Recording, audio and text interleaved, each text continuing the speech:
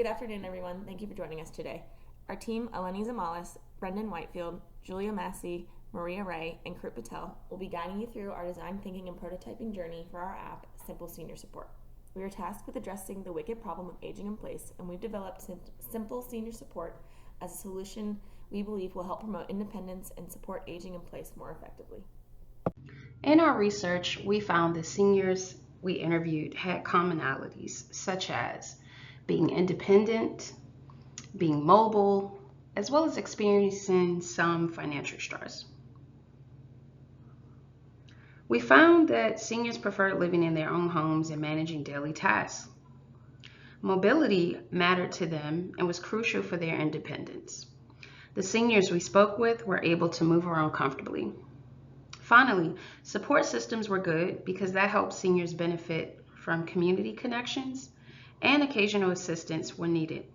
This included requiring some form of government financial assistance. Our composite character profile is of Jane Doe. Jane is a widowed 76-year-old retiree who has lived in her home in Richmond, VA for the past 14 years. Before she retired, she worked 32 years as a florist, but now fills her free time with gardening, reading, and volunteering. Jane has a family who lives by, and they're able to assist her as needed. Socially, she likes to stay active in her community, whether it is with volunteering, working on the school board, or with simple gatherings. Jane does face some health concerns, particularly with her knees, lower back, and skin. Despite this, she still enjoys her independence and takes great pride in being able to drive and maintain her sense of self. Jane does not feel isolated thanks to the strong support system provided to her by her community and friends. While she is on Social Security and 401k, there is a desire for more assistance. Jane feels as if the aid currently is not easy to find or accessible to seniors who are not as tech savvy. Jane also feels concerns about financial security with the growing inflation and rise in living costs. Jane's story is one of independence and social connections, but also marked with growing concerns of aging and security in this increasingly uncertain world.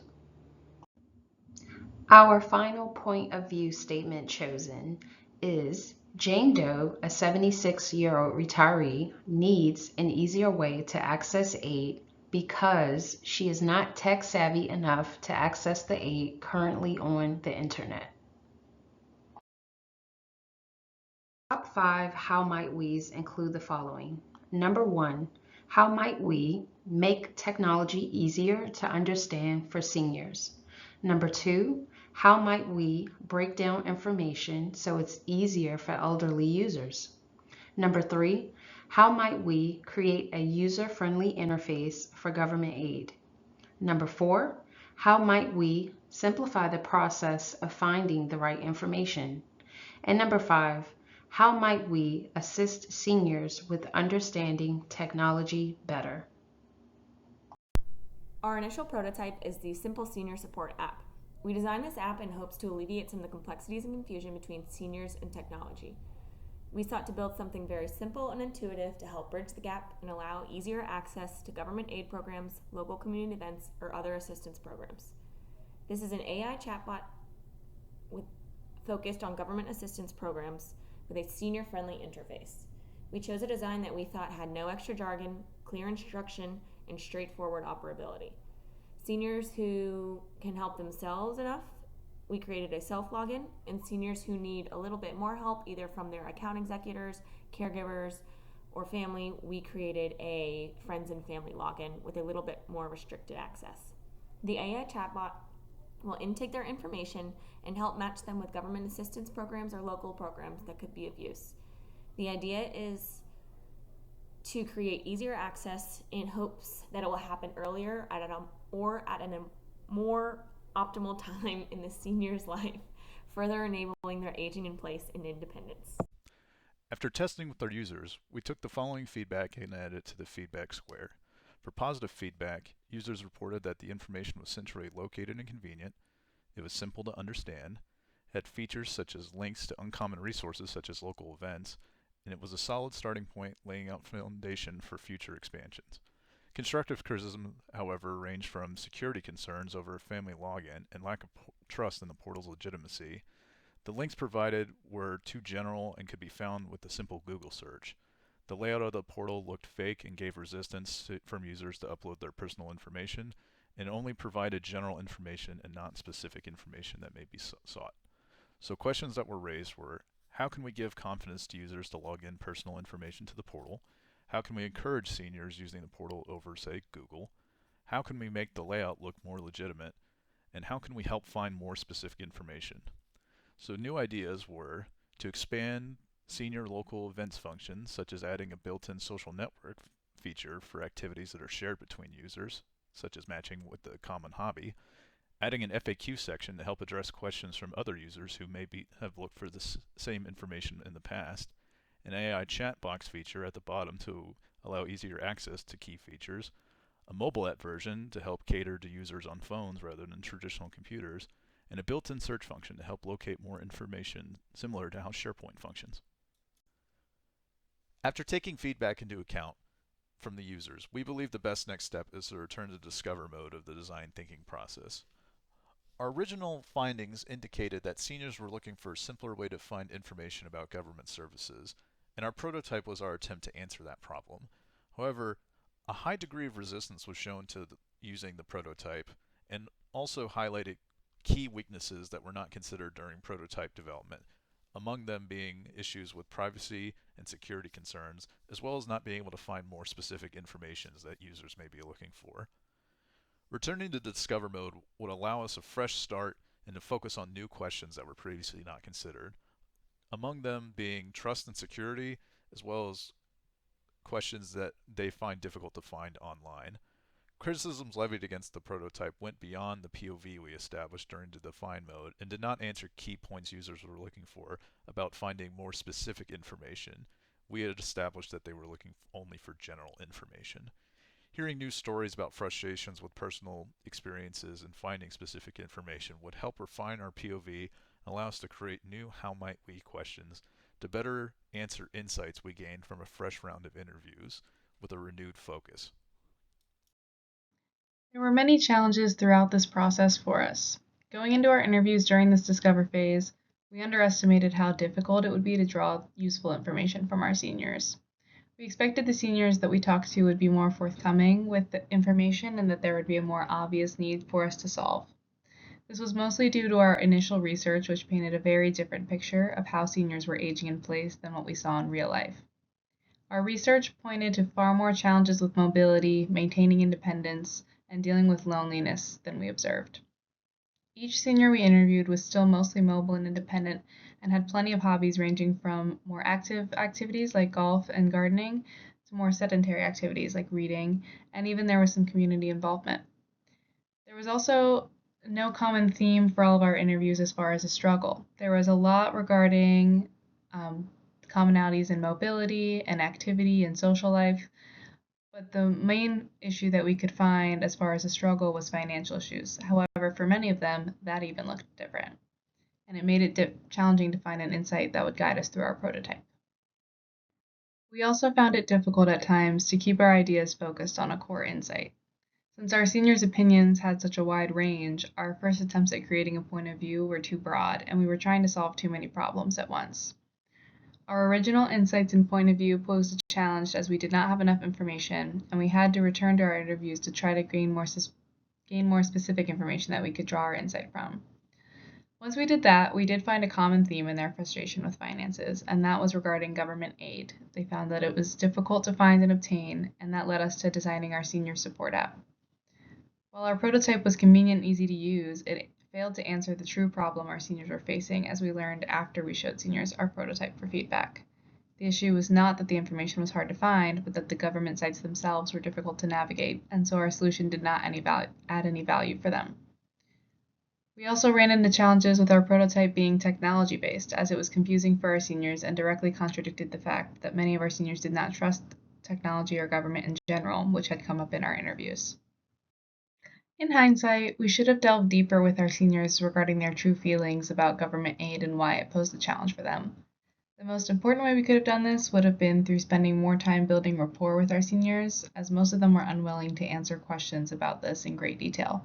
For many, this was a bit of a sensitive topic, and we weren't able to really get too much detail out of anybody regarding financial stress or any mistrust of government aid or services. There was also a lack of clarity in our prototype. We originally designed it to be an app, and so it included a login feature, which could be for the senior themselves or for those whose family manage most of their finances, as we noticed in our interviews as well. We included a family login feature, but this ignited safety concerns for our seniors as well.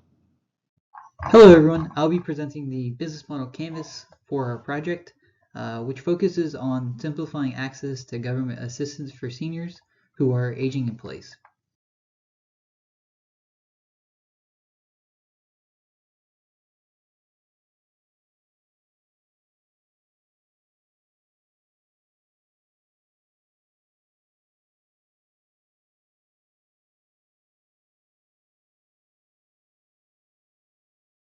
Our first section is key partners.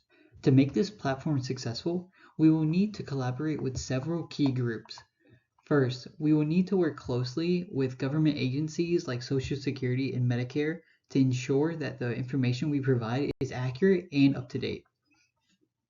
We will also partner with local community centers and libraries to offer in-person tech workshops and training so seniors can learn how to use the platform hands-on.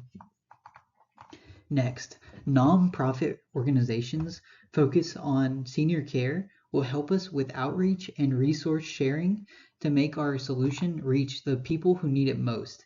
Additionally, we will collaborate with technology providers to develop the app. And we cannot forget the family members and caregivers who play a huge role in assisting seniors with technology, making sure they are part of the support system. Our key activities revolve around developing and maintaining this platform. The first activity is developing a senior-friendly app and website that simplifies the process of accessing government aid. We want to make sure that everything is easy to use for seniors. Next, we'll be integrating AI chatbots and voice-activated features into the platform. These will guide seniors through the system, making navigation as simple and intuitive as possible. We will also offer in-person workshops through our community center partnerships. These will help seniors learn how to use this platform with confidence. Finally, we will maintain partnerships with government agencies to ensure that the information is always current. And we will continuously gather feedback from our users to improve both the technology and the services that we offer.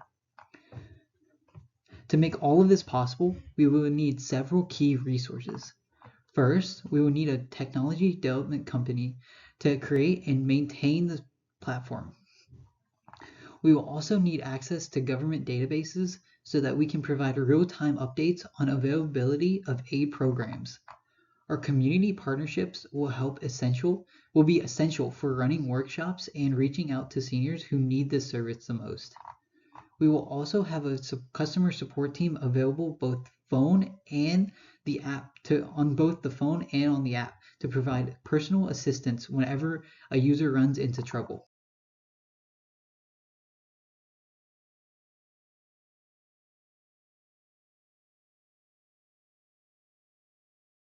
Our core value proposition is to make accessing government assistance simple and stress-free for seniors.